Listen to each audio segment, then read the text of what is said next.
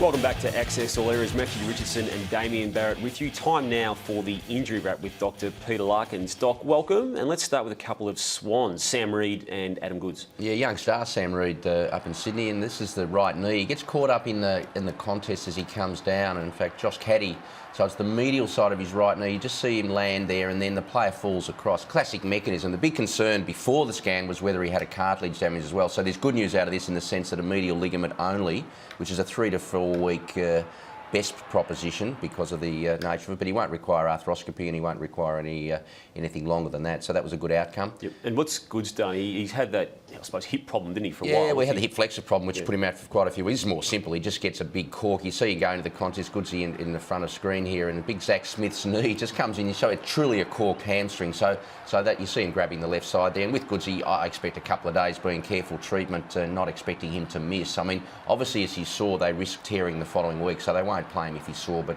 you wouldn't expect that. You just see the knee go in. It's a pretty common one, and it's not the one that's likely to cost him time, I wouldn't have thought.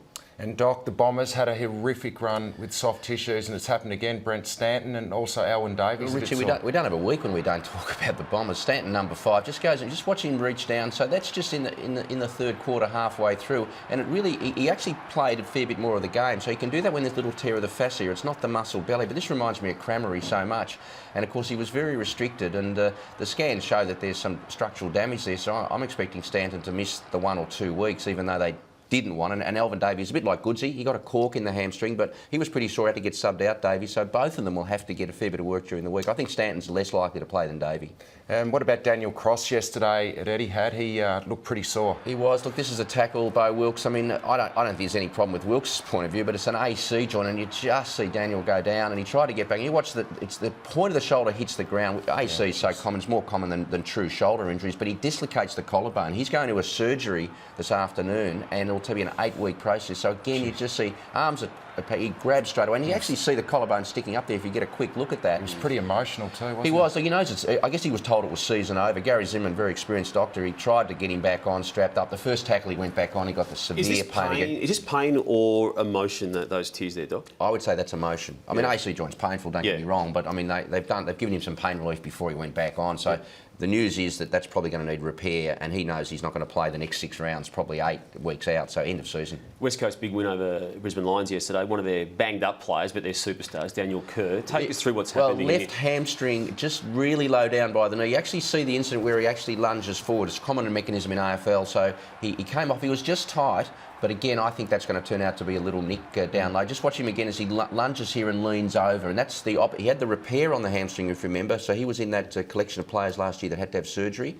But that's the opposite side. Again, I reckon he'll probably miss. What about Adam Schneider? He kicked a couple of goals, but he's had trouble with his hammies. Has he hurt it again? He's got a hamstring injury. He's being assessed at the moment by the Saints. So, again, off the back of... If it's the same side as early on, then it's more likely he'll have some time off. I mean, look, when you have a hamstring injury, we know the AFL conservative approach to it, Richo. So I think even if it's just a little bit tight with Schneider, they don't want him to miss. So Saints will make the right decision, but that'll be determined later in the week. A couple of big names down at Geelong, Doc, on Saturday. Stevie J with that head clash, and also Joel Corey did his hamstring. Yeah, well, look, we see this is the Scotty Thompson. I mean, literally 4 seconds in, Stevie J gets hit in the head, but also more the head hits the ground as well. So there was a concussion that came out. There was concern about facial bones potentially, Richo, but that's not the case. Look, Jono was pretty good yesterday, so when they recovered pretty well, he'll have to go through the standard protocol of concussion testing. He actually got some memory disturbance out of this, so clearly it was concussion. But I'm expecting that Jono will probably get up to play against the Hawks, which will be good.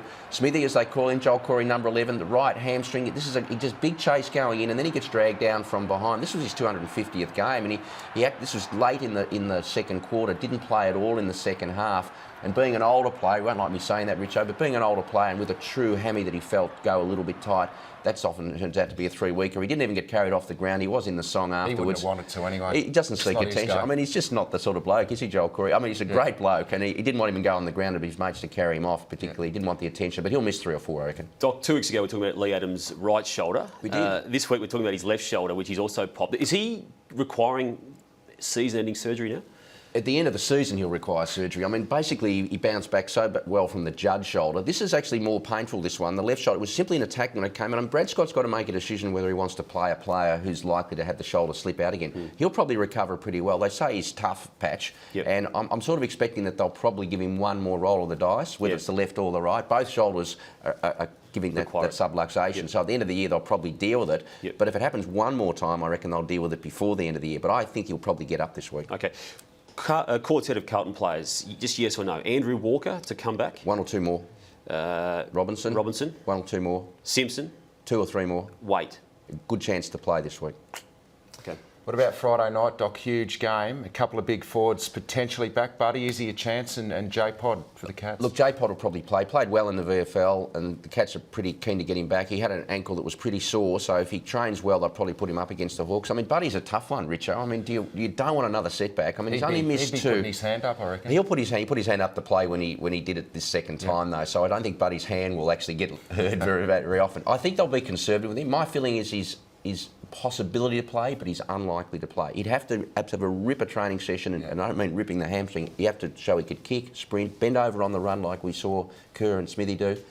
I'd imagine they're going to give him one more. Yeah. And Doc, for a young player, Jonathan Patton has had a worrying number of knee injuries already for GWS. He damaged it again. He comes in against Collingwood. You just see him land in the foreground there, and he actually felt pain in the front of his knee. Now, he went to Sweden and had patella tendon surgery to clean it up. Very underdone in the pre-season.